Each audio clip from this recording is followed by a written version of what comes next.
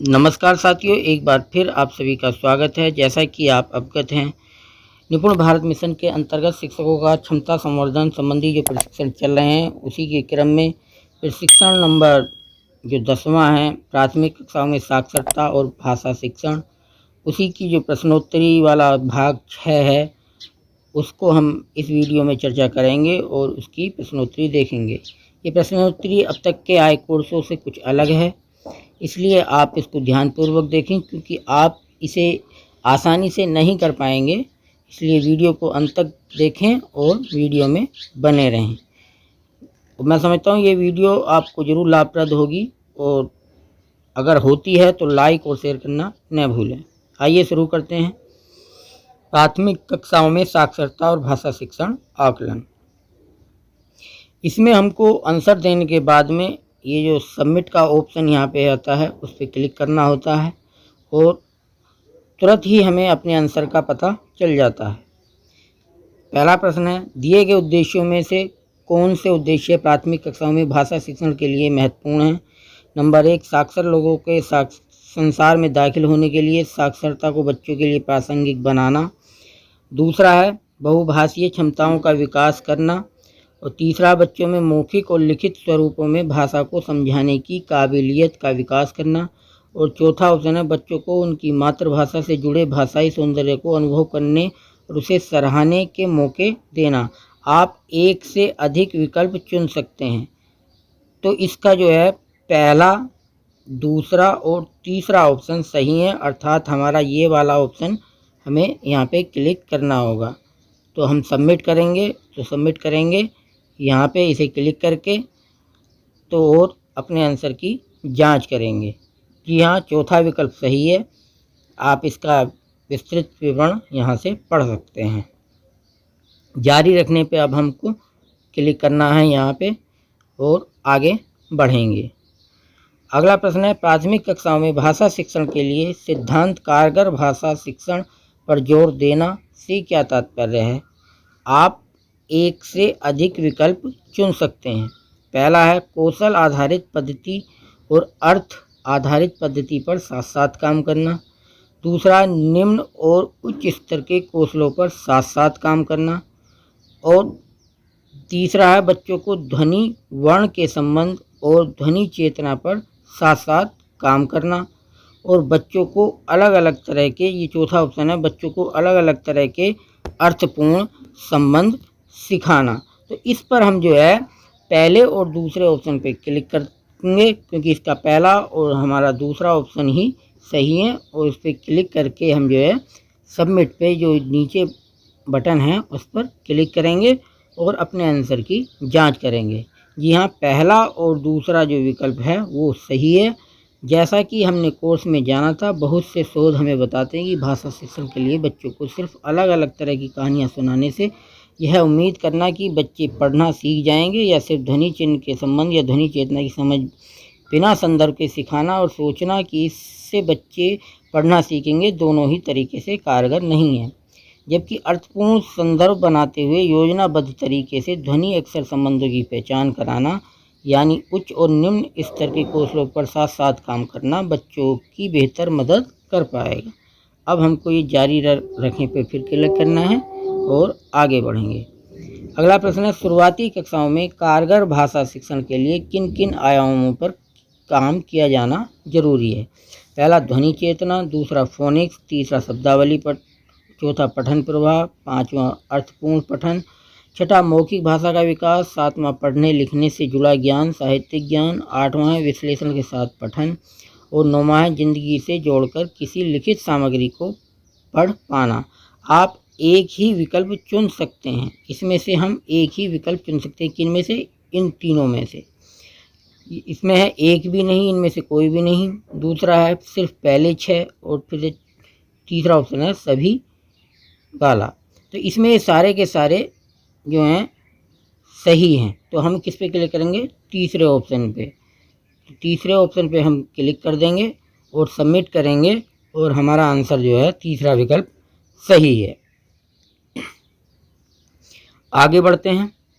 अगला प्रश्न है, कोमपल जी पहली कक्षा में बच्चों को वर्णमाला याद करा चुकी हैं, लेकिन फिर भी उनकी कक्षा के बच्चे सरल शब्द तक नहीं पढ़ पाते। इसके क्या कारण हो सकते हैं? आप एक से अधिक विकल्प चुन सकते हैं। इसमें भी हम एक से अधिक विकल्प चुन सकते हैं।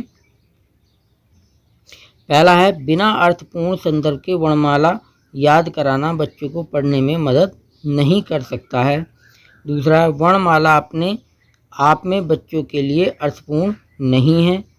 और फिर है, वर्णमाला याद करना और डिकोडिंग कर पाना दो अलग अलग कौशल हैं। वर्णों की पहचान कराना बच्चों को शब्द पढ़ने में मदद नहीं करता। तो ये वाला तो गलत है। ये भी सही है, ये भी सही है, ये भी सही है। तो इस पे हम जो है पहले तीनों पे क्लिक कर देंगे और यहाँ पे सबमिट कर देंगे। उत्तर की जांच होगी, आपका विकल्प सही है और इसे आप विस्तृत रूप में पढ़ सकते हैं स्क्रीनशॉट लेकर। अगला प्रश्न है, नकुल जी की दूसरी कक्षा में GRR सिद्धांत का इस्तेमाल करना चाहते हैं। उन्हें किस क्रम में इस शिक्षण प्रक्रियाओं का इस्तेमाल करना चाहिए? पहला ऑप्शन स्वतंत्र पठन, दूसरा मार्गदर्शन के साथ पठन, तीसरा है सह पठन और चौथा है मुखर पठन। आपका एक ही विकल्प चुन सकते हैं, अर्थात ये किस क्रम में किए जाने, 4 1 3 2 या 4 3 1 2 या 4 3 2 1 या 1 2 3 4। तो सबसे पहले मुखर पठन होना चाहिए, फिर सह पठन, फिर मार्गदर्शन के साथ पठन और फिर स्वतंत्र पठन। तो ये हमारा जो तीसरा वाला ऑप्शन है 4 3 2 1, ये सही है। इस पर हम क्लिक करेंगे और सबमिट पे भी क्लिक करेंगे और आगे बढ़ेंगे। जी हाँ, दूसरा विकल्प सही है। इसे आप इसके विस्तृत विवरण को जो है स्क्रीनशॉट लेके पढ़ सकते हैं और जारी रखें पर क्लिक करते हैं। अगला प्रश्न, राधिका जी पहली कक्षा में बच्चों को वर्ण समूह में हर एक वर्ण अर्थपूर्ण संदर्भ में सिखाती है। यह किस तरह के शिक्षण का उदाहरण है? आप एक ही विकल्प चुन सकते हैं, इनमें से केवल एक विकल्प। पहला ऑप्शन है आकस्मिक शिक्षण, दूसरा अंतर्निहित शिक्षण, तीसरा योजनाबद्ध और मुखर शिक्षण और चौथा है आकस्मिक और अंतर्निहित शिक्षण। तो इस प्रश्न का जो है तीसरा ऑप्शन योजना और मुखर शिक्षण सही है। इस पर हम यहाँ पे क्लिक करेंगे और सबमिट पे हम यहाँ पे क्लिक करके करेंगे तो हमारा आंसर की जांच होगी। जी हाँ, तीसरा विकल्प सही है और इसका भी विस्तृत विवरण आप स्क्रीनशॉट लेकर पढ़ सकते हैं। अगला प्रश्न है, प्रियंका जी के अनुसार प्राथमिक कक्षाओं में सुनने बोलने के कौशल का विकास करना उतना ही जरूरी नहीं है जितना लिखने और पढ़ने का। उनके इस विचार से आप सहमत हैं या असहमत?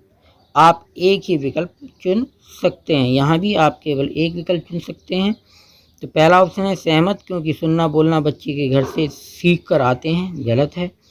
असहमत, क्योंकि सुनना बोलना कौशल पढ़ने लिखने के कौशल से जरूरी है, ये भी गलत है। सहमत, क्योंकि सुनना बोलना बच्चे खुद सीख सकते हैं लेकिन पढ़ना लिखना नहीं, ये भी गलत है। फिर है असहमत, क्योंकि सुनना बोलना और पढ़ना लिखना चारों कौशल का विकास आपस में जुड़ा है। तो ये वाला जो चौथा ऑप्शन है ये सही है। हम इस पर क्लिक करेंगे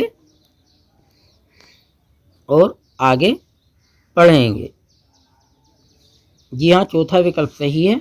जैसा कि हमने कोर्स में जाना था, बच्चों को भाषा की ध्वनि और चिन्ह दोनों समझने और सीखने के अनुभव दिए जाने चाहिए, जिसमें सुनने बोलने पढ़ने लिखने चारों कौशलों पर एक साथ काम किया जाना चाहिए। अगला प्रश्न है, सुरेश जी पहली कक्षा के लिए भाषा शिक्षण की साल भर की योजना बनाना चाहते हैं। आप उन्हें सबसे पहले क्या सुनिश्चित करने की सलाह देंगे?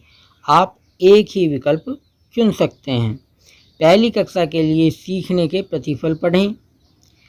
दूसरा है पहली कक्षा के लिए भाषा शिक्षण और मुख्य आयाम और उनसे जुड़ी मुख्य क्षमताओं का चयन करें। तो पहला ऑप्शन गलत है और ये दूसरा वाला ऑप्शन सही है, क्योंकि एक ही विकल्प चुन सकते हैं। और तीसरा ऑप्शन भी पढ़ लेते हैं, पहली कक्षा के लिए सही गतिविधियां छांटें, ये भी गलत है। तो हमारा तीसरा ऑप्शन इसमें सही है। इस पर हम क्लिक करते हैं और सबमिट पर भी क्लिक करके आगे आंसर की जांच करेंगे। जी हाँ, दूसरा विकल्प सही है।